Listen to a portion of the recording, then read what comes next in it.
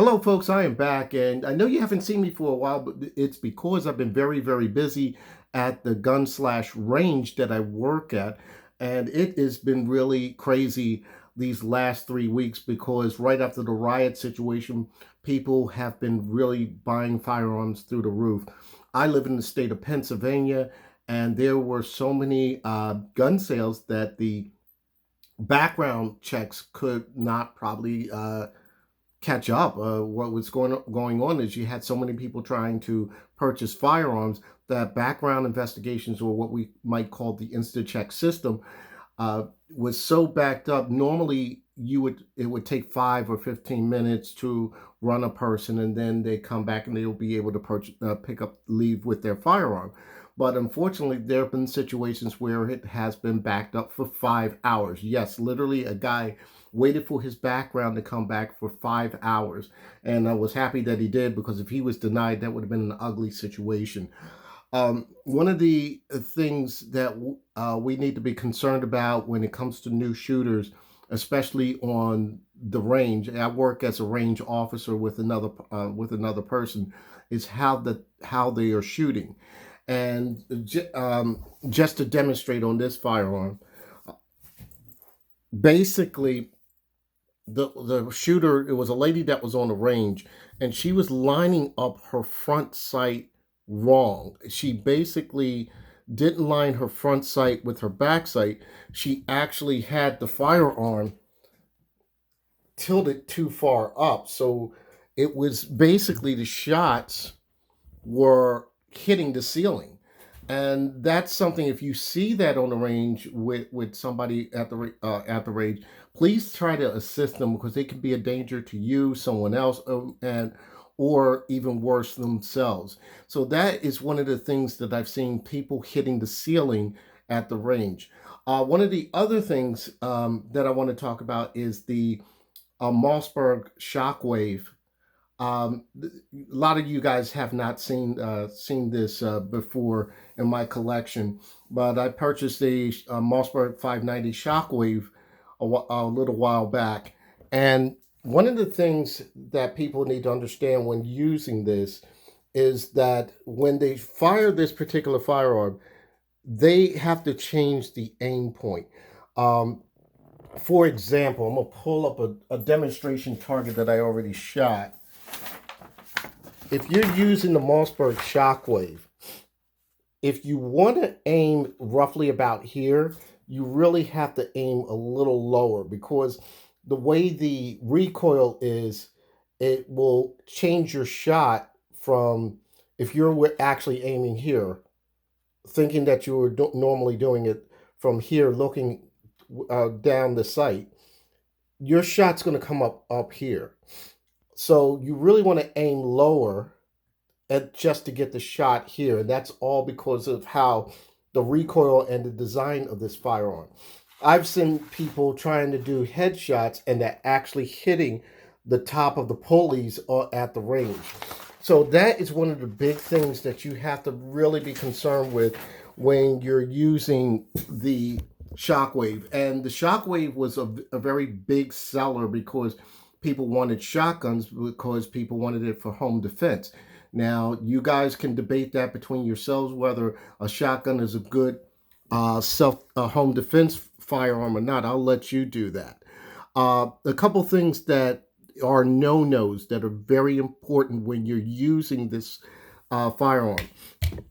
Do not put this firearm near your face. I had to stop somebody at the range and tell them not to put they were trying to look at the bead sight up here at the front.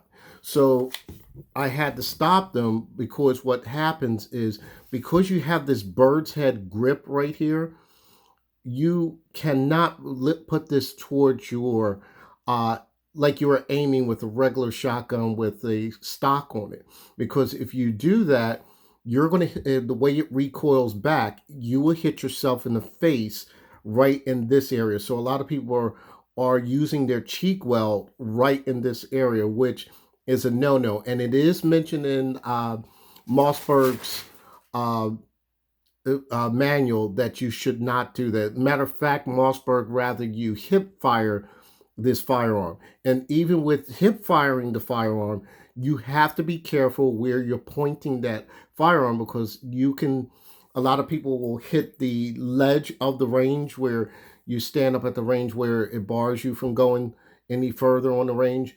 A lot of people can shoot that. So if you're hip firing, be sure that that muzzle is above that area. And also, when you're using this, a lot of people are using an exaggerated grip. So there's the safety on here, and a lot of people are holding it like this. So what happens is when it recoils again, you can get the web right here between your thumb and pointing finger bruised up or cut. So I've seen a lot of that, and if you look on some other videos, people have these really bad cuts here because they're holding up too high. If you want to keep the bird's head on, grip on, you should be holding this about this position with a tight, firm grip, because what happens is a lot of people are holding this grip loosely and then they're losing control of the firearm as well, and that becomes a problem. Another thing that I see with that is that not only the way they grip with the trigger as it's coming back, uh, they try to stroke the, they're stroking the, I'm sorry, I drew a blank, but when you rack this back to chambery a shell, they're holding the grip here, but they're using, they're pushing this forward and sometimes causing malfunction. So they're trying to push that at the same time. Only use this receiver right here. Only use this to rack it. Don't try to use the firearm to rack it or whatnot. I've seen some things, some crazy things on the range, and I just want people to be safe of that and be aware of that, because a lot of people are causing malfunctions with shotguns. It's just been a really trying time, and we just want people to be safe out there on the range. Again, I just want to reiterate, please do not put this near your face. Make sure that you have a firm grip on here. If you do buy one of these, and if it's not working out, I believe it's SB Tactical or that has what they call a brace for this, and it's perfectly legal to have the brace on there. Please check your county and local laws before putting that on. But a lot of people are using the brace now, which that can assist them. But I'm just concerned with the people who just bring it to the range right out of the box, and they are using this particular firearm. I recommend that a lot of the new people that are out there buying shotguns or any firearm that, for that matter, to do a lot of research. One of the places that you could do research with is USCCA. They also provide insurance, and if you go to their webpage or app, they are able to give you other information as far as insurance, legal information for all 50 states. So that is a good resource. And the reason why I brought up USCCA is not only to plug that, is also to talk about what I've been, I participated in a poll, and the poll was, what is the number one selling handgun, semi-auto handgun? And the two choices were the Glock 19 and the 6-hour P320. And what's interesting is the P320 won that poll. And I didn't understand it at first, because I believe that the Glock 19 is the most popular firearm. But I think what's going on is because, and I've seen this at the shop that I work at, is just that the sales of the M&P, the sales of the Glocks have went through the roof, and there's a lot of stores that do not have the M&P and the Glock in stock, as a matter of fact. And so that's why this has probably become number one right now, and it's only because there's hardly any stock for the M&P and the Glocks at this time. They're trickling in slowly, but they're pretty much hard to find. I'll talk about CZ in a moment. CZ is another one that started.